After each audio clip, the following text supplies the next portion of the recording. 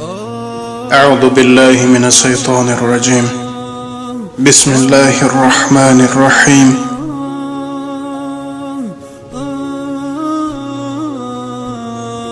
الحمد لله رب العالمين والعاقبة للمتقين والصلاة والسلام على الأنبياء والمرسلين أما بعد. السلام عليكم ورحمة الله وبركاته. پدران و مادران عالی قدر و برادران و خواهران اهل اسلام، بنده امروز برای شمایان یک مکتوب مادری غمدیده را به سمع شما میرسانم و این مادر میگوید: فرزند شیرینم، من این مکتوب را به شما با عشقهای روان نوشته روان کرده ایستادم. جان مادر، من یک پسری داشتم که او را از خداوند تبارک و تعالی با چی عذاب و با دعاها طلب کرده بودم. وقتی که پسرم به وای رسید، با همراه دوستانش برای دریافت مبلغ به روسیه سفر کرد.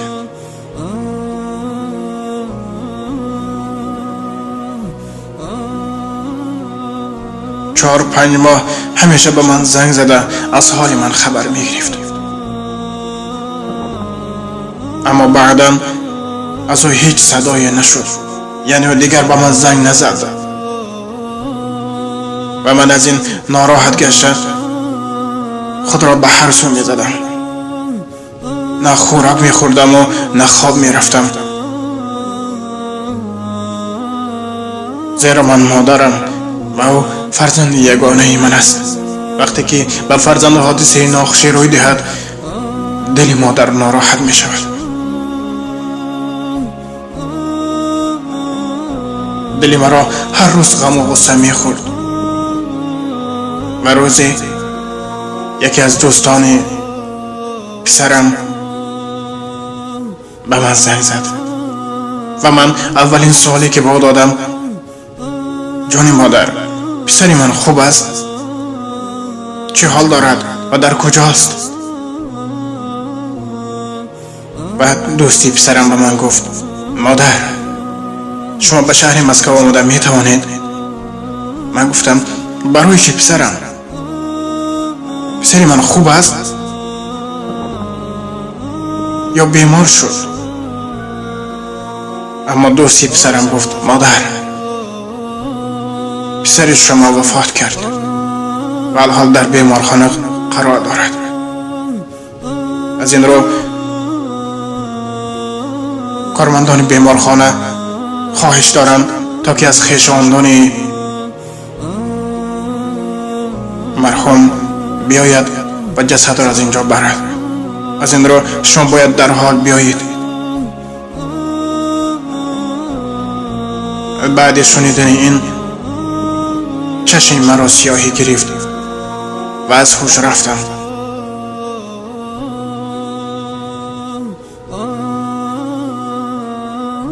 و در همین حالت بعدی 10 روز خود را در بیمارخانه دیدم.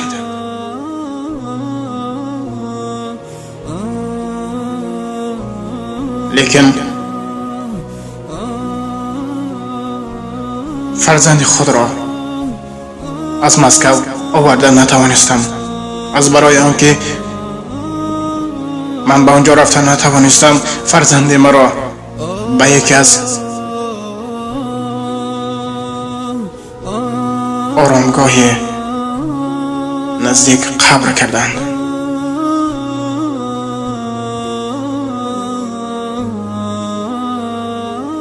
من چیکار کردن خود را ندانستم. داد گویم، فریاد کنم.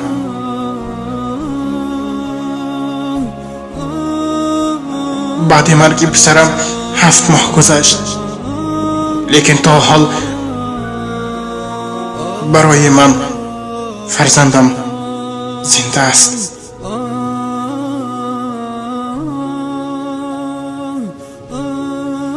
وقتی می شود که به نظرم حاضر پسر من می آید و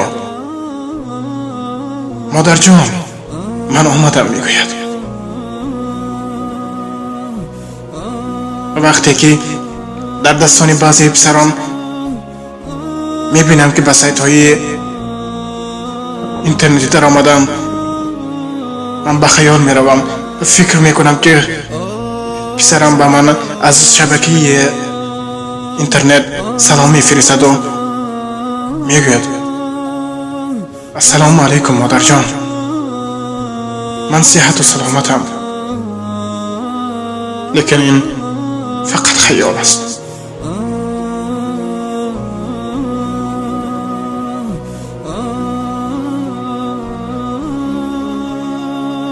دوستان پسرم همیشه به من رسم و نوارهای فرزندم را از سایت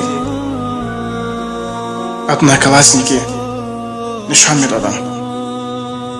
از این رو من دیگر به این سامان نظر کرده نمی توانم، چون که هر وقتی که نظر می کنم نگاهی فرزندم پیش نظر می آید.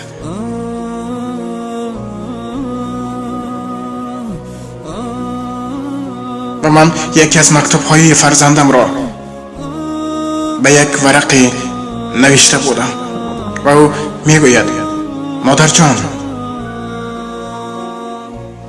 در این شهر همه شرایط ها خوب است، از من خاطر نشوید و مبلغی که فرستاده بودم همش را جمع کنید، انشاءالله شما را جراحی میکنیم و انشاءالله صحت و سلامت میشوید.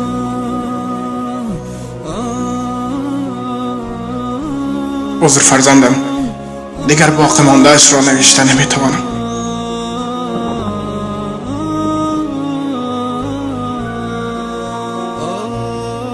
و از شما خواهش دارم تا این مکتوب مرا به سمع دیگران رسانید،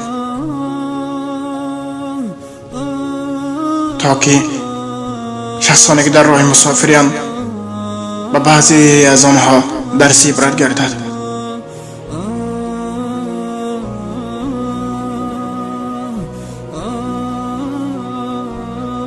و آخر دعوانا الحمد لله رب العالمین. برادران و خواهران اهل اسلام من، در کدام منازلی که نباشید از حال پدر و مادر خبر گیرین و در کدام منازلی که نباشید از راه خطا خودداری کنین.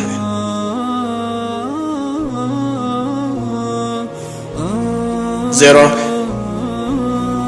ظلم و ستم روزی حتما سزای خود را می‌بیند و آبادی و آرامی و خوشرفتاری و خوشگویی مکافات خود را می‌بیند.